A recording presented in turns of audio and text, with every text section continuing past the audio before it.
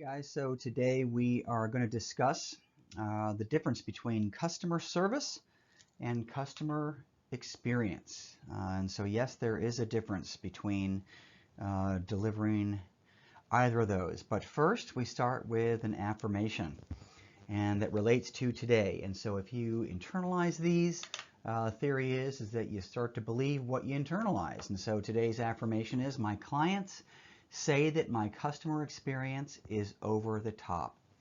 And really the one distinction and differentiator that we have as real estate agents is our ability to wow our customers, and so deliver customer service or customer experience. So launching right into this, so yes, there is a difference. So if you've ever had an issue with any company, you name it, credit card company, cell phone provider, anybody, or even a store where you have to lodge a complaint or confront somebody, what do they always tell you? Go to the customer service desk. And normally that experience is not a pleasant one. And so if you kind of flip the script and you propose to deliver a great customer experience versus customer service, it plays a lot, right? So, I mean, two of our office core values is being relational versus transactional. And so if you invest in relationships, they will what? Invest in you, right? So that is the root of delivering customer experience, not just being transactional, but being relational. And then delivering world-class customer service. Okay, so we believe this at our core. As real estate agents, we're a dime a dozen. And so, as I've mentioned many times before, there are a lot of folks that possess a real estate license that should not. And so I think, again, the differentiator is the ability to deliver world-class customer service. Okay, so it's not really customer service, but it really should be customer experience. 19% of people will pay more for a better customer experience. Okay, so that is a fact. People will trade up and pay more for a better customer experience. All right, and really all of our core values center around delivering customer experience.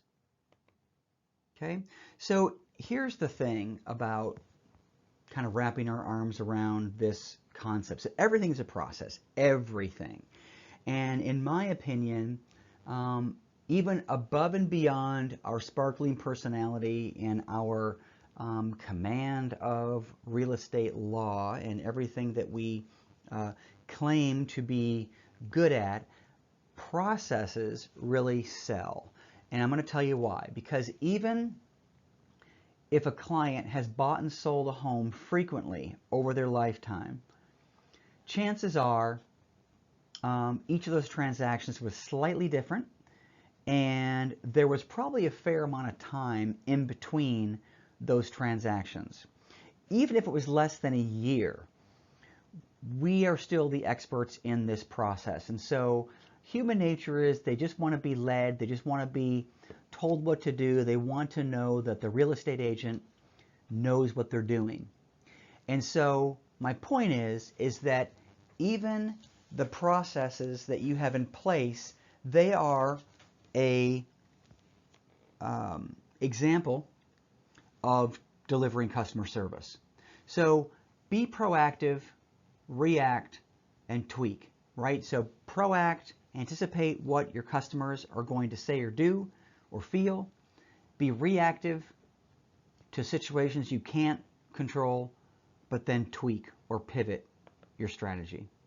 Okay? Listen and observe your clients. So these are some ways that we can deliver customer experience. So as realtors, we tend to get into sales mode. And in sales mode, there's a likelihood that we're just kind of vomiting all of our greatness over our clients, even after we've gotten them as clients. And we talk about, oh, you got to do this, and I wouldn't do that, and you better do this. And sometimes we miss what's truly important to the client if we're not listening, observing, and asking questions. Okay, so if you're talking 25% of the time and they're talking 75% of the time, that is ideal. Okay, a complaint is a gift. Okay, if someone bubbles up something that they're not satisfied with, that is awesome, because that is obviously something that you didn't know needed to be addressed before. Okay, so if you're like me, someone complains to you, the tendency is to say, yeah, I know what you're talking about, or that's ridiculous. No one else has told me that before, and which is probably true. And then people are naturally confrontational averse, and so they're not going to tell you. And so when people take it upon themselves to tell you that something is not clicking with your process, then that is a gift to you to go fix it. Okay, Walmart. Walmart is a great example of delivering customer service and not, necessarily an outstanding customer experience.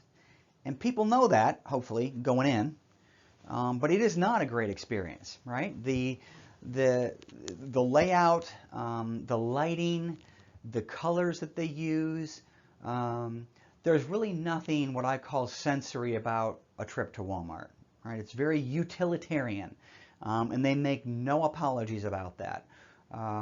They are the lowest price, typically, and you get nothing in exchange for that low price. So they are not touting customer experience, but millions of people still go into Walmart. But if you compare Walmart to Central Market or even Whole Foods, it's a different experience, right? They go out of their way to they want to make you feel appreciated and valued. Walmart says, get them in, get them out, right? So Embassy Suites, I'll give you another example. So it's a hotel that my wife worked at, actually. And they are kind of middle of the road in terms of price, but they do offer a larger room, a suite, hence the name Embassy Suites. And they offer complimentary cocktails in the evening and a free hot breakfast and breakfast buffet in the morning. And so the customer experience is built in to be favorable. But at this particular hotel that my wife worked at, they had some AC issues. It's an older hotel, and they had some ongoing AC issues amongst other things. And so customers would come to the hotel, and it just kind of became the norm at this hotel amongst the staff. Like, so they would be charging, a pretty good buck to stay here, but it became normal that guests would complain about the AC. And so their solution was they put a box fan in your closet. So this was hysterical. So instead of fixing the problem and staving off all these complaints, they said, our solution is if you're really that uncomfortable, here's a box fan in your closet you can use. And so what did that do? That kind of dismissed the customer. It kind of, devalued all this feedback that they knew was true, and their brand took a hit. And over time, people did stop staying with them because of this exact scenario. So a brand that really had a lot of good things going for it in this particular location, with the free breakfast and cocktails and such, made a conscious decision to fix the problem in this way. Okay, so how many of us see these signs along the highway? So you know that exit 231, there's going to be these lovely dining options. But what don't you know?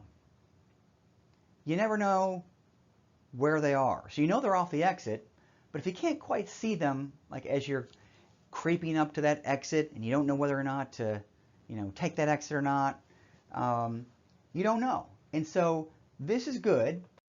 This is better, right? It tells you what direction you're going and how far they are from that exit. All right, so kind of an offbeat example of delivering a customer experience, but convenience is an experience, is it not? People will also pay for convenience, right? People will pay for convenience. So this is an example of an Uber ride I was in recently. So even Uber is getting into the customer experience model. So Uber is great.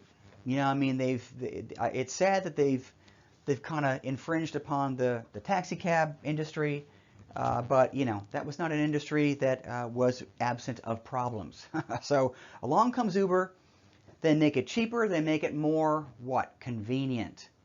Right? There are Uber drivers everywhere. Doesn't matter what time of day, doesn't matter where you are, you can get an Uber. 3 o'clock in the morning, you need to drive to the airport. There will be someone that is willing to drive you to the airport. Okay? Better experience. Right? They're people's cars. They have to be a certain kind of car to be an Uber. If you've ever been in a taxi cab, it seems like you're in the back of a police squad car. You got the partition, you got cameras, you got, it's not the cleanest place in the world. It is very utilitarian. There's no experience that you can glean from a taxi cab typically. And it wasn't until very recently that they even started accepting credit cards, right? Uber, what do? It's all app driven, right? You can pay. It's really paid for anyway. You can't even open an Uber account without attaching a credit card to it. So that inconvenience is taken away. And then this is an example of a car that has provided some drinks and things for your ride to wherever you're going. So even Uber is getting into Chick-fil-A, a Southern staple. Who doesn't love Chick-fil-A? So when I was growing up, when you were growing up, even today, the perceived worst job you could get is fast food. I don't know what it is about fast food, but apparently it's the worst job you can possibly get as a high school student. Okay, so no one wanted to work in fast food, but I'm telling you, Chick-fil-A is doing something right because it is part of their culture where they say certain phrases to you all the time. My pleasure is one of them. They always say, thank you, you're welcome. It would be my pleasure. They go out of their way to make you feel like a valued customer. But at the end of the day, it's a fried chicken sandwich. So they are hiring right, they are training right, and they are creating an experience that makes you want to go back. They're not even open on Sundays. Part of their culture, right? Part of that experience. And when do you always want a Chick-fil-A sandwich? Sunday afternoon. But anyway, they do it right, and in an industry where everyone else is getting this wrong, they are doing it right by creating a great customer experience. Okay, Amazon. I mean, there's not much about Amazon that isn't experiential, and it's all driven on convenience. I mean, time was where all they sold was textbooks, and now they sell everything. It doesn't matter how small of an item you want. You could want a $5 pop socket holder for your car vent, and you can get it today, which is a miracle to me. I mean, before it was no free shipping, then it was free shipping with Prime, and then it was 2-day delivery, and then it was same-day delivery. And so, it's getting to a point now where all you need to do is think about an item and it appears on your doorstep. And so this is a great customer experience. We are addicted to Amazon. Okay? Now, It's not just the convenience with Amazon, but you can buy anything you want on Amazon. And so great customer experience, and you can return anything. Without question, you can return any item to Amazon. Okay, so how about us? How about realtors, right? So when are we usually not delivering an experience? Think about that for a second. In your dealings with clients, are we hurried? Are we rushed? Do we assume they know things that they don't? And so in my opinion, it's no communication and responsiveness, right? The biggest complaint about realtors is they don't respond. They don't respond when I don't know them and I want to ask a question. They don't respond when I am their client and I want to ask a question. I've never been in an industry that spends so much time, money, and effort trying to get our phone to ring, and then when it rings, we never answer it. Well, I didn't recognize that number. Yeah, I hear you. You're not going to. If they're a potential client that you've never heard from before, you're not going to recognize the phone number, answer the phone. Unresponsive. Okay? No communication. No level of urgency. Right? So I was talking to a realtor of ours this week, and he said, I've just been banging my head against the wall with this one customer. We've been together, for lack of a better description, for a year. Hadn't been ready to buy. I've been sending him listings. All of a sudden, my phone blows up, and he's all of a sudden ready to buy. And so he has a level of urgency all of a sudden, and so now the moral of that story is that he ended up kind of treating this one of our realtors poorly, and it became very clear that his level of urgency was somewhat unrealistic. So that realtor had to cut him loose.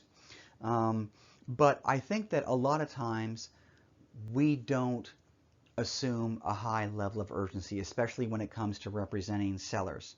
So when someone is motivated to sell their home, they want that thing gone yesterday. And so to come to that conversation with a low sense of urgency or a low level of intensity is not a good sales tool.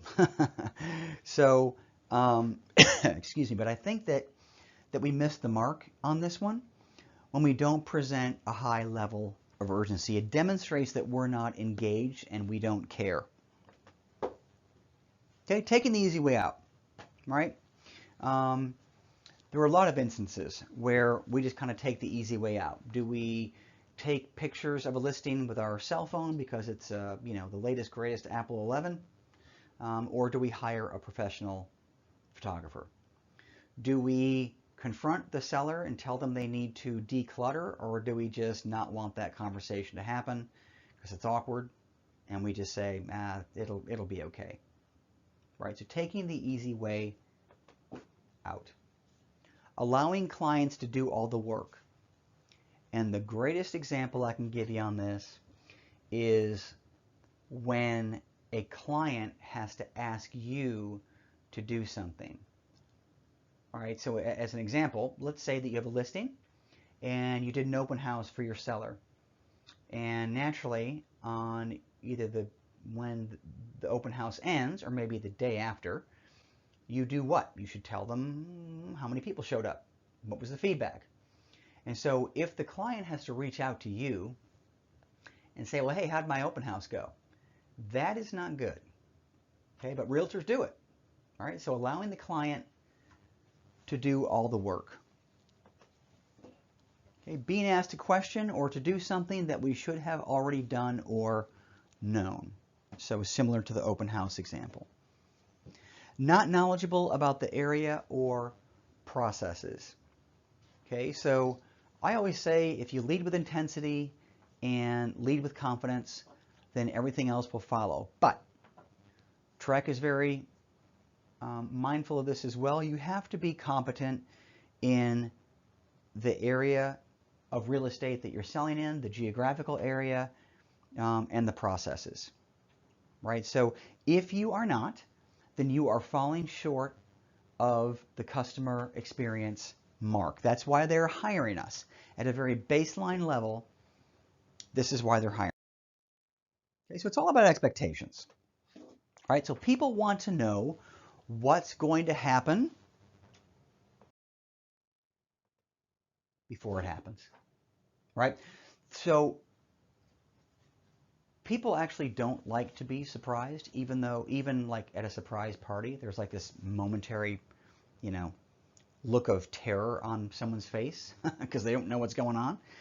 That's because we don't like to be surprised. We like to know what's going to happen before it actually happens. And we're in such a great profession for this because there are so many twists and turns that a real estate transaction can take. And I'm not suggesting sitting down the client and saying, well, here's where we are in the transaction and here's the 15 different things that could happen. And here are my solutions to those 15 things. That's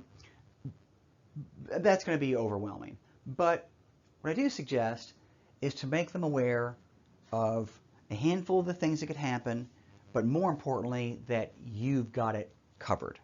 You're there as their advocate, as their fiduciary, and you've got it covered. Okay? Okay, not as it is happening. Right? So we need 3 sheets of paper. Okay, and what does that mean? Okay, we need to provide this to all of our buyers and sellers during the process. So what happens when you go to a website for a company that you're not familiar with? And maybe they're selling something you're not familiar with.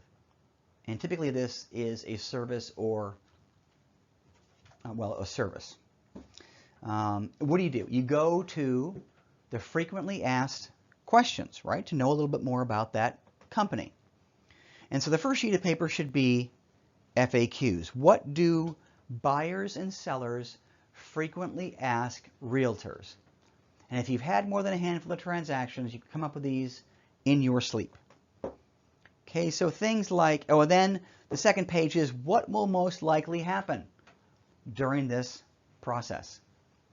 And so examples might be, if you're a buyer, assume you're being recorded. Assume you will drive up to a home and not want to go in just because of the neighborhood. It is okay to feel that way. Okay? Also buyers, no one lives like you. So if you're a buyer and you go into a potential home you're going to buy, expect clutter, expect weird furniture, expect it to look like possibly a home in which, you know, you just don't live that way. So this kind of gets in front of how a buyer might be feeling. And then lastly, what not to do. So in a seller's example, what not to do: decline showings. Don't decline showings, sellers. They may not know not to do this. Okay, don't exercise your HELOC. What's a HELOC? Home equity line of credit. Okay, don't spend anything, in other words. What not to do: don't be difficult. Okay, don't sabotage the sales process. So here's the good thing. These 3 sheets actually exist. I came up with some of these on my own, and they are on our website right now. So if you go to our internal intranet website, the one that ends in .net, the one whose password is Sell It Now, these 3 sheets of paper are already on letterhead and all ready to go. So if you are ever at a loss for what to include in a listing presentation or a buyer's presentation, I'm begging you, include these 3 sheets of paper. You can't make them read it, but I would encourage them to do so. And just say, look, we're about to enter into a very detailed transaction together. It may go flawlessly, but sometimes it doesn't. And here are some things I've prepared for you to anticipate where that might go sideways. Please read them. One of them might, you know, resonate with you. So anyway, I wanted to let you guys know that this work has already been done for you. They're on our website. Go grab them, make them part of your presentation. Okay, so how do we do this? Delivering an experience, okay, versus just customer service. Have snacks and drinks for buyers. Even if they refuse them, it's appropriate to offer. Okay, it's appropriate, even if they're not in your car. Have a cooler. Gets hot in Texas, right? Have a cooler of cold water. Usually they don't refuse a bottled water, but have snacks as well, especially if, you know, they're from out of town and they have one day to see 15 homes and make a decision. They're going to need a power bar or something. Meet somewhere, you meet in the office, or you offer them something to drink. Make it an experience. You know, don't just assume that they're not going to want anything or not want to be taken care of. Make this interaction experiential. Okay, be on time and be responsive. This is key, and this is free. Be on time, be responsive. Use presentation folders. So whether they are a buyer or a seller, chances are you're going to do some kind of formal presentation. Don't just staple things together. Invest in some branded presentation folders to make it look like this is an important experience, because it is. Okay. Use Cloud CMA, not a one-pager. Okay, so whether it is the Cloud CMA product or the RPR products, this will go a long way because they're multiple pages. The presentation is awesome. The picture of the home is there. It goes into much more detail, and it adds credibility to what you're doing. You know, it really does. It provides backup, provides detail, and it provides credibility to what you're doing. Credibility equals a better experience, especially when it comes to real estate. Okay, write follow-up notes always. Okay, so not just like a follow-up note card, which I'm always a fan of, but take notes. Okay, take notes on what was said, what was agreed on, just so you have it in writing. Bring something for their kids or pets. This goes a long way. Over-deliver on your promises. Disposable washcloths for when it's hot.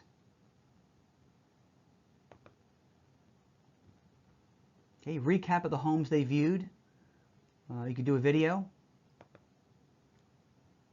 Okay, and then rounded suede business cards. So there is a theory out there that you know, your business cards matter. All right, the texture of them matter. How they look, how they feel matters. And so all that is to say that even this small detail can provide a better customer experience. Okay, so you may have gotten a business card here and there that have this kind of soft, almost linen feel to it. And those are higher end cards. You know, the thicker they are, delivers a better customer experience. Rounded corners. Why? Because they feel better in your hand. Okay? They're not going to dog ear. Okay, just a better experience. Okay, gold or wax seal on note card envelopes. This is really going the extra mile. So you can buy these. You can buy stickers that are like, you know, look like gold seals. You can buy an embossed an embosser that you can stamp on the back of your cards. And look, you know, if you are selling $500,000 or up, I would do this. I mean, I almost think it's a prerequisite. You know, you're delivering a better experience. You're saying that your home is high end, and so am I. Okay? And look, this is a country club. It's not Sam's Club. All right? We're in the real estate business. This is not transactional. This is a country club, not Sam's Club. All right, so thoughts. What are your habits each and every day? Are you delivering? Are you going out of your way to do things each and every day to deliver a customer experience or deliver customer service. If it's customer service, you're not differentiating. If it's a customer experience, you are. I'm going to tell you why. Because I think it's Maya Angelou that's credited with saying, no one will ever remember what you said or even what you did, but they will remember how you made them feel. And so actions lead to how you make people feel. And if it is a hot day and you offer them a bottle of water, how do you think that's going to make them feel? If you compliment them on what they're wearing or the car they're driving or how they said something or what they did, do you think that's going to resonate with them and make an impact on how you made them feel? Okay, so think about that. Can you adjust your strategy in real time? It's literally the difference between winning or losing. Okay, so is it more important to be right or do the right thing? Is it important to be right or do the right thing? So can you adjust your strategy midstream in real time and deliver customer experience? Okay, collaborate. There's no person better to collaborate with than your client. Okay, so you need to walk the fine line between leader and follower. Okay, so it's just human nature that if someone feels a part of the process, part of the decision making, that transaction is going to go much, much better. Okay, so who are you collaborating with? And then I'll give this one also to you, is that use your resources. Collaborate with your resources. If you don't have the answer to something, or if you can't deliver up a particular service, who do you know that can? Okay, proactive versus reactive. Anticipate a need and then fulfill it. Right? So are you being proactive versus reactive? And then how sharp is your axe? What this means is, what tools do you have at your disposal that will set you apart? What tools can you use with regards to marketing, to pricing, to market knowledge? And I'm going to tell you this much. You don't have to pay for any of these because you're already paying for them through either NAR or TAR. There are so many either free or things that you're already paying for that you can use as tools to be a realtor that you're already paying for. Okay, so how sharp is your axe? What tools are you using? Okay, so some parting words. Okay, real estate is simple, but it's not easy. It's okay to be discouraged and overwhelmed. So this is me giving you permission to feel this way, kind of like those 3 pages are to your clients. It's okay to ask these questions. Certain things are going to happen. Anticipate those, right? So this is kind of the same thing. It's simple, but it's not easy. It's okay to be discouraged and overwhelmed. You can never predict where that next lead comes from. So talk to a lot of people. Okay, customers are only going to need a realtor when they need a realtor. So you could be writing 15 hand notes a day for 6 months and not get any response, and that's going to be very typical. But keep at it because someone will respond. You just got to talk to a lot of people. Okay, count your blessings. You've got more than most. You've got more than most. Okay, keep going in this business. Lesser people have won at this game. Okay, you're at a great brokerage with a lot of resources at your fingertips. People with less have been successful. Okay, so the easiest way to be successful yourself is to zone in on who is doing this right and who's doing this well and who's not complaining and who's not bragging about it, and replicate exactly what they're doing, because you know people that they don't. Okay, so there's enough business for all of us. Okay, and lastly, there is usually no traffic in the extra mile. Okay, that expression, just go the extra mile, go the extra mile. This is all about customer experience. go that extra mile, deliver that customer experience, because there's usually no traffic there, which means that not many people are doing this. Okay, real estate will always be about the last man standing. Okay, you know, a lot of you know I've made a lot of money in this business with expired listings, and it was only because I kept at it. It was only because I was the last person standing. You know, most people just mail them a letter once or talk to them once and think that they're going to cast a broad net and get business. That's just not true. It is a long game. Okay, so go that extra mile and you'll win. Okay, so that is it for today's session. Hope you found this useful. As always, if you need to reach out to me for help or support, or to help you fill in the blanks on what was presented today, please don't hesitate to do so. My calendar is always available, and make it a great day.